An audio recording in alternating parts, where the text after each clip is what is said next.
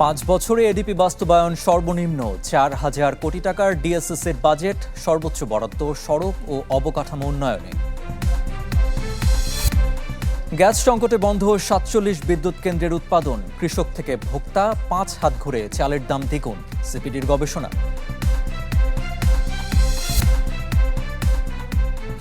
Mercantile bank PLC business 24-এ স্বাগত। আপনাদের সাথে আছি আমি মঞ্জুর আরিফিন। 2025-26 অর্থ বছরে দেশের বার্ষিক উন্নয়ন কর্মসূচি এডিপি বাস্তবায়নের হার নেমে এসেছে 67.52%, যা গত 5 বছরের মধ্যে সর্বনিম্ন। বৃহস্পতিবার পরিকল্পনা মন্ত্রণালয়ের বাস্তবায়ন পরিবীক্ষণ এবং মূল্যায়ন বিভাগ IMED প্রকাশিত প্রতিবেদনে উঠে আসে তথ্য।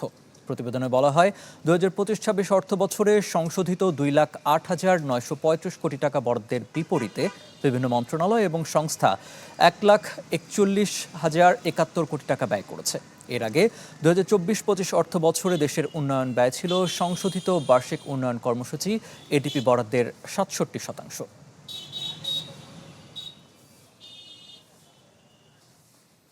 2026-27 অর্থ বছরে 4,004 কোটি 60 লক্ষ টাকার বাজেট ঘোষণা করেছে ঢাকা দক্ষিণ সিটি কর্পোরেশন ডিএসসিসি। বাজেটে সর্বোচ্চ রাখা হয়েছে সড়ক ও অবকাঠামো উন্নয়নে। বৃহস্পতিবার নগর ভবন অডিটোরিয়ামে বাজেট ঘোষণা করেন ডিএসসিসি প্রশাসক মোহাম্মদ আব্দুস সালাম। প্রস্তাবিত বাজেটের 1,904 কোটি 42 লাখ টাকা উন্নয়ন খাতে বরাদ্দ রাখা হয়েছে। বাজেটে রাজস্ব আয়ের লক্ষ্যমাত্রা ধরা হয়েছে 1,815 কোটি 74 লাখ টাকা, যা মোট প্রাপ্তির প্রায় 45%।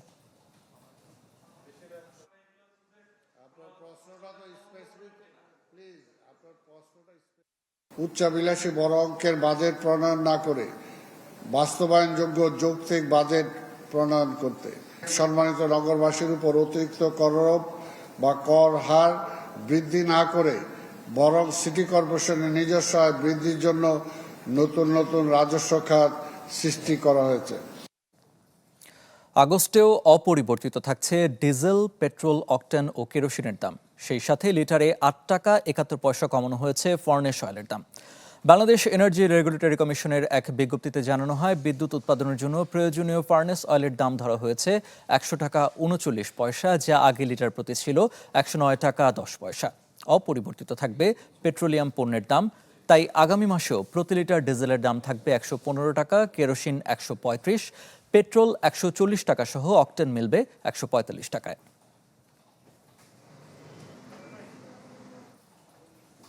গ্যাস সংকটে বাধাগ্রস্ত হচ্ছে বিদ্যুৎ উৎপাদন, ফলে লোডশেডিং বেড়ে দাঁড়িয়েছে প্রায় 1700 মেগাওয়াটে। গ্যাসের যোগান না থাকায় 47টি বিদ্যুৎ কেন্দ্রের উৎপাদন বন্ধ। গ্যাস সংকটের দ্রুত সমাধান না হলে লোডশেডিং আরও বাড়ার আশঙ্কা বিশেষজ্ঞদের।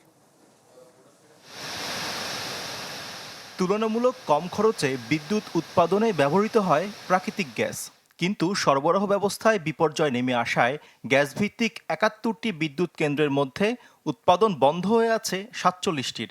আর যে 24টি চালু আছে সেখানেও মিলছে চাহিদার মাত্র 27%।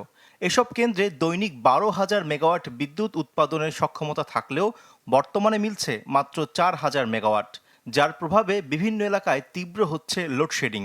গত বছর লোডশেডিং 300 থেকে 400 মেগাওয়াট হয়েছে ঠিক একই সময়, এবং যেহেতু এক্স্যাক্টলি এই সময় গ্যাসের এই পরিমাণ, এখন যে পরিমাণ সমস্যা হয়েছে এটা হয়নি, সে কারণে গ্যাস ভিত্তিক বিদ্যুৎ কেন্দ্রগুলো থেকে আমরা আউটপুট আরো বেশি পেয়েছি। কখনো কখনো 6,000 মেগাওয়াটও পেয়েছি, যেটা এখন আমরা 4,000 মেগাওয়াট বা এর কমও পাচ্ছি। কিন্তু যদি চাহিদা এই 17,000 মতো মেগাওয়াটের মতো থাকে, তাহলে এটা 1,500 মেগাওয়াট থেকে 2,000 মেগাওয়াট লোডশেডিং হওয়ার যথেষ্ট সম্ভাবনা আছে। বিপর্যয় ঠেকাতে গ্যাস সংকটের কারণে বিকল্প হিসেবে তেল, কয়লার মাধ্যমে বিদ্যুৎ উৎপাদনে যেতে হচ্ছে সরকারকে। এতে গুনতে হচ্ছে বাড়তি খরচ। যেহেতু কয়লার কন্ট্রিবিউশন বাড়ছে এবং কয়লার বিদ্যুতের খরচ তুলনামূলক বেশি, সে কারণে এখানে আপনার গড় উৎপাদন খরচ বাড়বে। আরেকটি জায়গা হচ্ছে যে কখনো কখনো হয়তো তেলের ব্যবহারও বাড়াতে হবে, এবং তেল তো অত্যন্ত এক্সপেন্সিভ, সেক্ষেত্রে সেটারও উৎপাদন খরচে একটা কন্ট্রিবিউশন থাকবে। জ্বালানি সংকট মোকাবেলায় নিজস্ব গ্যাস উৎপাদন বাড়ানোর উপর জোর দেন বিশেষজ্ঞরা। এলএনজি আমাদের জন্য নির্ভরযোগ্য জ্বালানি নয়। এইটা যদি আমরা মাথায় রেখে আমরা জ্বালানি মিক্স, জ্বালানি সরবরাহ কৌশল নির্ধারণ করি, তাহলে আমরা এই অবস্থা মোকাবেলা করতে পারি। দেশের মোট উৎপাদিত ও আমদানিকৃত গ্যাসের ৩৭% বর্তমানে বিদ্যুৎ খাতে ব্যবহৃত হচ্ছে। শফি মাহমুদ সাগর, চ্যানেল 24, ঢাকা। দেশে চলমান গ্যাস সংকটে চরম স্থবিরতা নেমে এসেছে রাজধানীর জ্বালানি ও পরিবহন খাতে। পর্যাপ্ত চাপ ও সরবরাহ না থাকায় চরম ভোগান্তিতে সিএনজি চালিত যানবাহন। তেজগাঁও, মিরপুর, কল্যাণপুর কিংবা মহাখালী নগরীর প্রধান বাণিজ্যিক এবং আবাসিক এলাকাগুলোর রিফিলিং স্টেশনগুলোতে ঘন্টার পর ঘন্টা জমে থাকছে যানবাহনের দীর্ঘ সারি। ফিলিং স্টেশনের সীমানা ছাড়িয়ে মূল সড়কে সিএনজি, অটোরিকশা, প্রাইভেট কার ও দূরপাল্লার গাড়ির লাইন। বৃষ্টি উপেক্ষা করে গ্যাসের জন্য চালকদের এই দীর্ঘ অপেক্ষা। রাজধানীর তেজগাঁও, কল্যাণপুর, মিরপুর ও মহাখালীর প্রধান প্রধান গ্যাস পাম্পগুলোর চিত্র একই। ড্রাইভারদের তো ভোগান্তির কোনো শেষ নেই। এর আগে তেলে বিশাল জ্বালান জ্বালাইছে, এখন গ্যাস নিয়েও সংকটে আছে। আজকে সকালে 5:30 সিরিয়াল দিয়ে মাত্র 300 টাকা গ্যাস পেলাম। দীর্ঘ সময় লাইনে দাঁড়িয়ে থাকলেও ফিলিং স্টেশনগুলোতে লো প্রেশারের কারণে মিলছে না কাঙ্ক্ষিত গ্যাস। ঘন্টার পর ঘন্টা আটকে থাকায় সবচেয়ে বেশি ক্ষতিগ্রস্ত হচ্ছেন দৈনিক ভিত্তিতে গাড়ি চালক এবং সিএনজি অটোরিকশার চালকরা। এতে আয় কমার পাশাপাশি মালিকের জমা ও কিস্তির টাকা পরিশোধ হয়ে উঠেছে প্রায় অসম্ভব। 4 ঘন্টা, 5 ঘন্টা, 6 ঘন্টা থেকে সিরিয়ালে গ্যাসের জমা রইল। আমাদের মানে পেট করেছি চলতেছে না, এই অবস্থা চলছে আমাদের। সকাল 10টায় দাঁড়ালে দুপুর 2টায় পাই। 4 ঘন্টার আগে কোনো গ্যাসের আশা করাই যায় না। মানে কি বলবো, আমরা খুব টায়ার্ড এই গ্যাসের কারণে। পরিবহন খাতের এই মন্দা অবস্থার আঁচ লাগছে সাধারণ যাত্রী ও ব্যবসা বাণিজ্যের ওপর। অতিরিক্ত সময় আর গ্যাস না থাকার কারণে সিএনজির ভাড়া গুনতে হচ্ছে প্রায় দ্বিগুণ। দ্রুত সময়ের মধ্যে জাতীয় গ্রিডে গ্যাস সরবরাহ স্বাভাবিক না হলে এই সংকট আরও বাড়বে। মরিয়ম আজিজ মৌরিন, চ্যানেল 24, ঢাকা। কৃষক থেকে ভোক্তা পর্যায়ে 5 হাত ঘুরে চালের দাম দ্বিগুণ হয়ে যাচ্ছে, এমন তথ্য উঠে এসেছে বেসরকারি গবেষণা সংস্থা সেন্টার ফর পলিসি ডায়ালগ সিপেটের গবেষণায়। একইভাবে মসুর ডাল, পেঁয়াজ, মরিচ, আলু, ডিম এমন সব নিত্যপণ্যের দাম বেড়েছে 116% পর্যন্ত। কখনো বৈরী আবহাওয়া, কখনো সরবরাহ সংকট, আবার কখনো কাঁচামালের প্রাপ্যতার অজুহাত, যে কোনো কারণেই বাজারে বেড়েই চলেছে পণ্যের দাম। সরকারের উচ্চ কর কমানোর কার্যক্রমও কোনো প্রভাব ফেলতে পারেনি বাজারে। নানা সময় নানা কথায় বাজার সামাল দেওয়ার কথা সরকারের কাছ থেকে বলা হলেও আদতে তা কোনো কাজে আসছে না। রয়েছে পরিকল্পনার অভাব, সাথে যুক্ত বাজারে অব্যবস্থাপনা। তাই পণ্যের দাম আসছে না নিয়ন্ত্রণে, বাড়ছে মূল্যস্ফীতি। তার মানে আমাদের এখানে ইনফ্লেশন পারসিস্টেন্টলি হাই থাকার একটা বড় কারণ হলো আমাদের লজিস্টিক কস্ট হাই। আমাদের এখানে তো সমস্যা অনেক, মার্কেট অ্যাসিমেট্রিজ আছে। এখানে একটা ইনফরমেশন শেয়ারিং এর একটা আপডেটেড স্ট্রাকচার নাই, এই মেকানিজমটা নাই। অবশ্য ভোক্তার কাছে বেশ কয়েক হাত ঘুরে আসে যে কোনো পণ্য, তাই প্রতি স্তরে বাড়ে পণ্যের দাম। কাঁচা পণ্যের দাম 60 থেকে 110% বেড়ে যাওয়ার কথা জানায় গবেষণা সংস্থা সিপিডি।